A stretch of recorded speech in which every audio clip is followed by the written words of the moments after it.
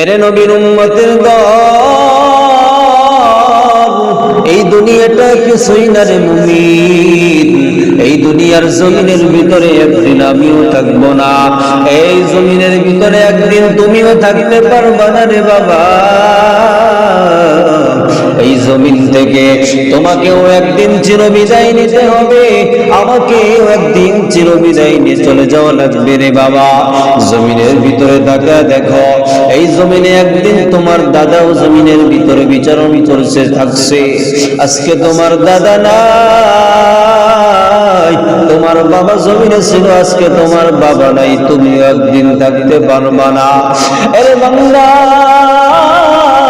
আমার মালিকে কোরআনের ভিতরে আল্লাহ বলছেন, দুনিয়ার মানুষ ইযা জা আজালুহুম লা ইস্তাখিরুনা সাআতাও ওয়া লা ইস্তাকদিমুন।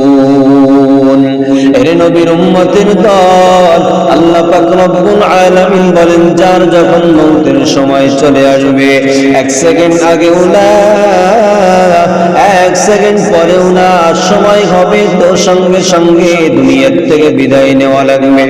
তখন যদি তুমি ডাক দিয়ে বলো, ভাই আজরাইল,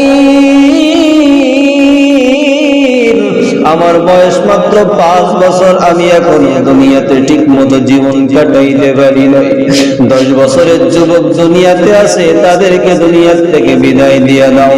ও ভাই, ও কওমি মাদ্রাসার ছাত্র ভাই, আজরাইলকে ডেকে যদি বলো, ভাই আজরাইল, আমি মাত্র কাফিয়া জামাতে পড়ি, অনেক সাথে বেকায়া 4 লাইনের ছাত্র আছে, তাদেরকে কেন দুনিয়ার থেকে বিদায় দাও না রে বাবা।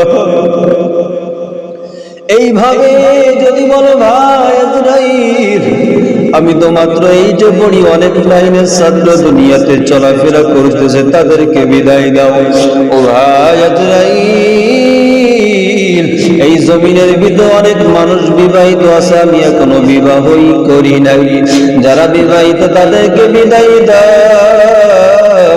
আমার এখনো চুল পাকে নাই, দাড়িও পাকে না, অনেক দাড়ি পাকনেওয়ালা, চুল পাকনেওয়ালা মানুষ বেঁচে আছে, তাদেরকে কেন দুনিয়ার থেকে চিরবিদায় দাও না রে ভাই। আজরাইল ডাক দিয়ে বলবে, রে খবীস,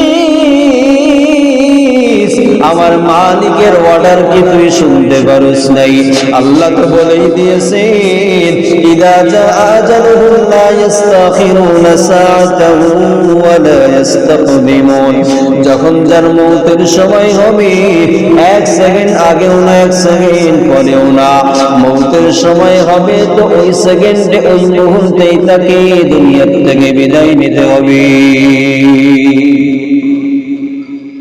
এ নবীর উম্মত, কোথায় যাবে তোমার বাহাদুরি, কোথায় যাবে?